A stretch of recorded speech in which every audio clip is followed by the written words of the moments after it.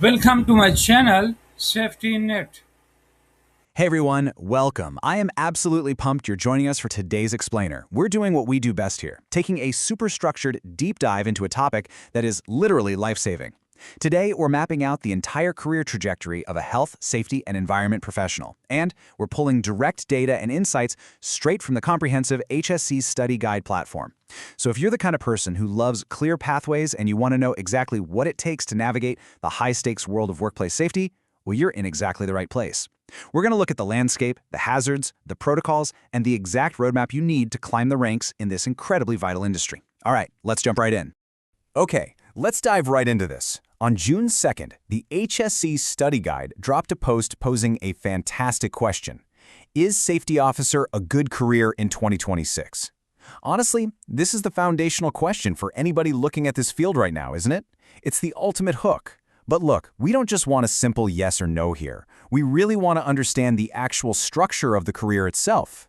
We want to see the cold, hard evidence of why this is such a dynamic, evolving path that requires, constant vigilance and continuous learning. To answer that, here's our roadmap for today. Number 1, the 2026 safety career landscape.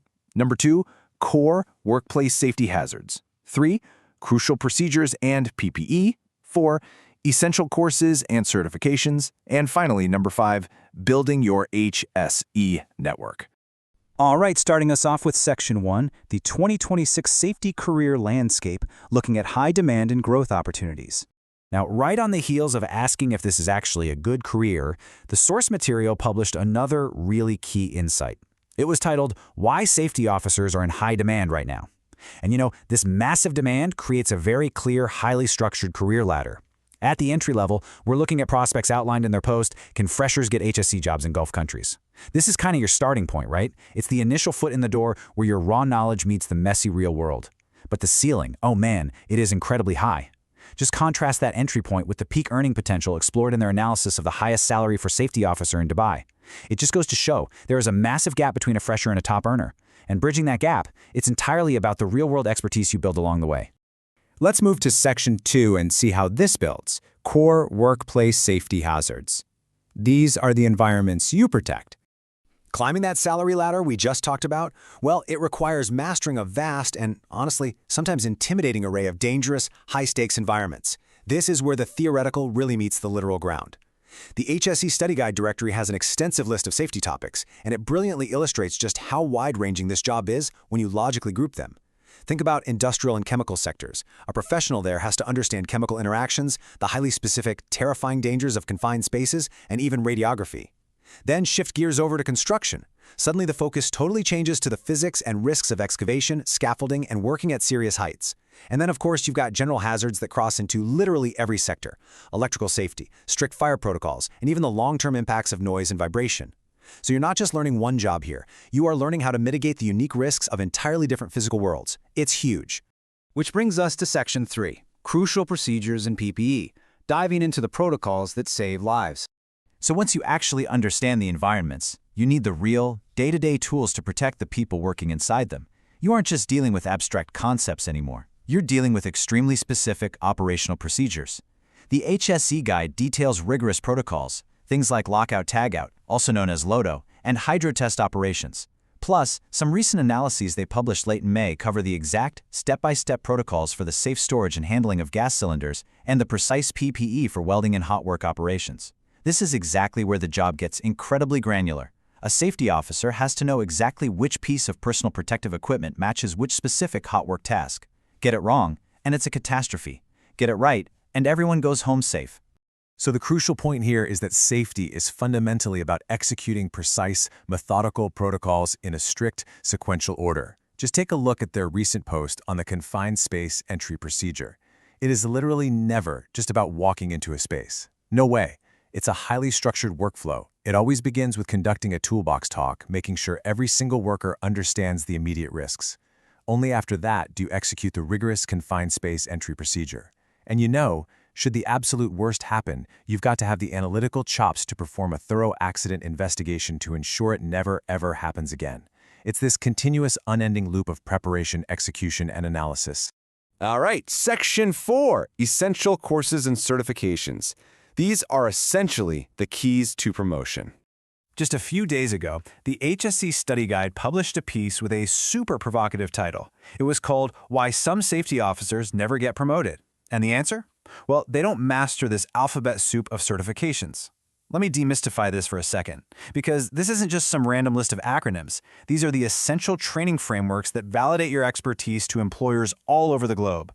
Whether we're talking about NEBOSH, which includes the IGC and IDIP, IOSH, OSHA, or specific ISO standards, these are the gatekeepers. Actually passing these specific, rigorous safety courses is exactly what separates that entry-level fresher we talked about earlier from the absolute top-earning professionals in places like Dubai. It is the hard, quantifiable proof of your competence. But hey, it's not just about the major certifications. It's also about the complementary skills and the crucial documentation capabilities that really round out a highly promotable resume. The HSE Study Guide specifically highlights how necessary it is to understand the Factory Act in first aid. It involves mastering technical fire engineering, running complex HSE calculations and formulas, and knowing exactly how to conduct comprehensive safety audits and risk assessments. Think about it like this. If you can only identify a hazard, you're just an observer. But if you can actually audit the environment, calculate the exact risk, and formally document the mitigation, well, then you are a true leader.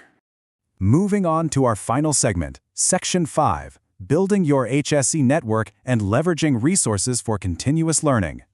Because getting the certificate, that is definitely not the end of the journey. In fact, it's just the baseline.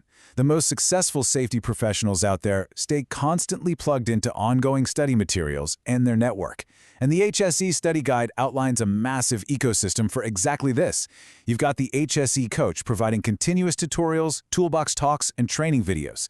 Then there's the HSE Tools offering completely free safety tools, generators, and checklists for daily use. They even have an ebook shop and PPT downloads so you can build your own presentations. And honestly, it's brilliant how they use interactive tools to keep professionals sharp, like their online exams platform, which recently featured the World Environment Day 2026 quiz challenge leading up to June 5th. It just goes to show, in this industry, the learning literally never stops. Which brings us right back to the core mission statement of the platform itself: enhancing workplace safety knowledge for supervisors, officers, engineers, and managers. I love this because it's a vital reminder that beneath all the strict protocols, the complex matrices, the acronyms, and the salary ladders, the focus is incredibly human. It's all about empowering the very people responsible for keeping every single other worker safe on the job site. It is an immense, heavy responsibility, and it requires some serious, profound dedication. So, as we wrap up today's explainer, I really want to leave you with a final thought to chew on. We have mapped out this entire roadmap together, all the way from an entry-level fresher to a high-demand expert, traversing everything from chaotic construction sites to highly volatile chemical plants. Knowing the incredibly high stakes involved and knowing the vast array of tools available to you right now. Which safety hazard will you master first to ensure everyone goes home safely tomorrow? Thank you so much for joining me to break down this incredible career path. Stay curious, stay structured in your learning, and keep diving